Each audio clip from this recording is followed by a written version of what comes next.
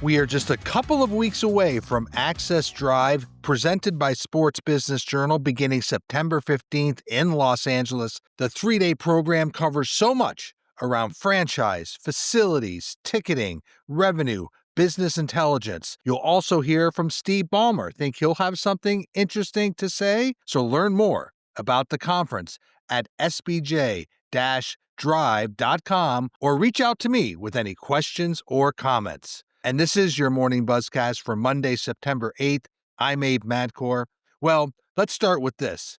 These are probably not the images the USTA wanted to close the U.S. Open, but it's not unique to their event. This happens when presidents visit big sports events. President Trump's visit to the men's final on Sunday really resulted in massive security lines outside Arthur Ashe Stadium that delayed the match, forced some fans to miss the start of play. I was getting text messages from sports business executives who were waiting hours to get in. They were less than pleased over the long wait, and all you have to do is look at some of the images online to see the mass of people waiting to get into the stadium. Now, President Trump attended the final as a guest of event sponsor Rolex. And one quote in the New York Post said everybody had to wait. Even the celebrities had to wait like normal people. And back to the celebrities in a minute. But to the courts, and the U.S. Open's men's and women's finals were fine. They were less than many of us had hoped for. The matches were just good. But back to the celebrities. And hasn't the Arthur Ashe Stadium and the U.S. Open become the place to be seen? It seemed like every break between points, ESPN was showing another celebrity, one after the other. Bruce Springsteen, Sting, Usher, Steph Curry and his wife, Ben Stiller, plenty of others. It was, to me, a bit much. Okay, there are celebrities there. We get it. It's a cool place to be. But the bottom line is tennis and the U.S. Open is a hot spot right now. Meanwhile, I loved that outgoing executive Stacey Allaster got so much love over the weekend. Players in both finals gave her a lot of strong encouragement during the trophy ceremonies. Allaster is ending her run as U.S. Open tournament director. She's the first woman to hold that role. She's now transitioning into an advisory role. She's been involved in tennis for more than 20 years, and she joined the USTA in 2016. She became tournament director in 2020. You could feel the players' appreciation and admiration for Stacey Allaster, who now, well-deserved, will become more of an advisor, and she will help with the search for a new tournament director. But everyone at the USTA, they are sleeping better today. They deserve a good rest after 3 long weeks, successful weeks of a big tournament.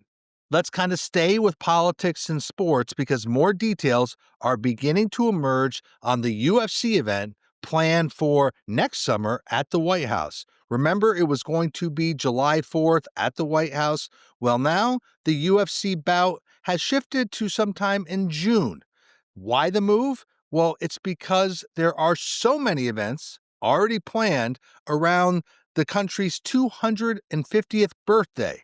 And so it was too hard to schedule a fight on July 4th. So now they're looking at June. The UFC, trust me, they are going to blow this out. They already have plans for events on the Mall. They already have plans for big spectacles at the Lincoln Memorial. It's still early in the process, and the plans are in the early stages. But they are still thinking about the bout being on the South Lawn so it could host as many fans as possible. This would easily be one of the biggest ties between sports and politics and a sitting president that I've ever seen, perhaps even in history. So we'll keep following this story as plans develop. You know, what a weekend for the NFL. What an opening weekend. A couple of points. First, YouTube had a very successful live stream from Brazil on Friday night for Chiefs Chargers. And nobody on social media or other places that I saw reported any issues with the quality of the stream. YouTube didn't appear to have any major setbacks in the overall presentation. So that was a win for YouTube, certainly a win for the NFL. Meanwhile, reports emerged Sunday the NFL is hoping to play a game next year in Rio de Janeiro. Remember, the first two games in Brazil were both played in Sao Paulo. Now they're thinking about Rio. Let's move to player news because I got a lot of notes over the last week in support of my comment stating that if I was a brand needing an NFL talent as a spokesperson, Bills quarterback Josh Allen would be on the top of my list. Well, we saw what Allen and the Bills did late last night against the Ravens, and this comes after it was reported that Allen is moving from Nike to a partnership with New Balance. Here's what I like about this deal. New Balance has said it is committed to supporting youth sports in Josh Allen's hometown in California, providing access for kids in the community regardless of their ability to pay. Now, Josh Allen has spent most of his career wearing Nikes, so the move to New Balance was a big deal for the brand that has spent the past few years becoming more and more aggressive in sports. And yes, you will see a lot of Josh Allen this year in ads and creative, as Allen's other endorsements are Gatorade, Pepsi, Buffalo Wild Wings, New Era, Snickers, and now New Balance. Let's move to women's sports because big news for the 3-on-3 basketball league Unrivaled. It has closed a Series B funding round, raising its valuation to $340 million. This is just the second year for Unrivaled, and this funding round was led by Bessemer Venture Partners and supported by Serena Ventures, where Serena Williams is, of course, a partner in the fund. It's really quite a remarkable, swift growth of this league. Like I said, heading only into their second season. And just a short time ago, they were selling the idea to the marketplace. And now they have a valuation of more than $340 million. It's a very strong group of investors. And remember, this league also has strong advisors and idea people like John Skipper, David Levy, and their commissioner, Mickey Lawler. And so they all know sports business very, very well. This is a single entity. So the league believes it can move very quickly on ideas. They don't have team owners in Unrivaled, not now. Yes, they could sell teams in the future.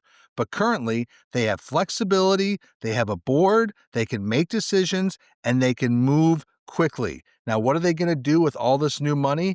They're going to look at expansion of their studios near Miami. That'll be like training facilities and practice spaces. They're also going to build out the capacity of their Miami facility so it can host over 1,000 fans. And the league is looking at a possible second hub city in the future that would pair with Miami. And of course, what they're also hoping for, they're also hoping to land Caitlin Clark in their second season. They have a standing offer out to Clark to join the 3-on-3 league. Of course, she didn't play last year, but she may be interested in playing this year as she recovers from injury. And we'll end with this, a big hire in the Premier League as Newcastle United named longtime sports executive Dave Hopkinson as the successor to outgoing CEO Darren Eales. There are a number of issues at play here. First, we know Darren Eales is one of the true gems and leaders in global soccer. We've been thinking about him since he announced last September that he was diagnosed with a form of blood cancer. He's a class act. Now he is stepping down to take care of his health. He's been on medical leave, and now he will step away fully. And so Newcastle led a search and landed on Dave Hopkinson. Who is he? Well, I first met him when he served as Chief Commercial Officer at Maple Leaf Sports and Entertainment, where for over 20 years, he really accelerated that business. He was also at Real Madrid. He also was Chief Operating Officer and President at Madison Square Garden. He led the business operations of the Knicks and the Rangers. had a big role there. So now he relocates from New York to take the reins at Newcastle United. So my 3 takeaways from today's Buzzcast are, first, investors are bullish on the 3-on-3 basketball league Unrivaled. The league receives a big round of funding that values the 2-year-old enterprise at nearly $350 million. Bottom line, they're in good shape for such a short period of time, and they should be around for a while. Number 2, the connection between sports and politics and the White House continues to grow stronger.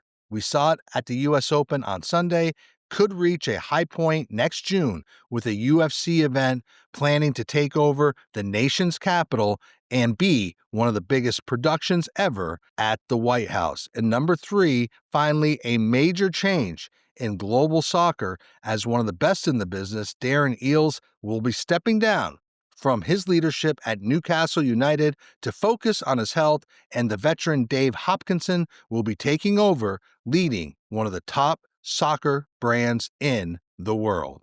And so that is your morning Buzzcast for Monday, September 8th. I'm Abe Madkour. Thanks for listening. Stay healthy. Be good to each other. I'll be on the road Tuesday and Wednesday. My colleagues will bring you the Buzzcast then. I'll speak to you again on Thursday.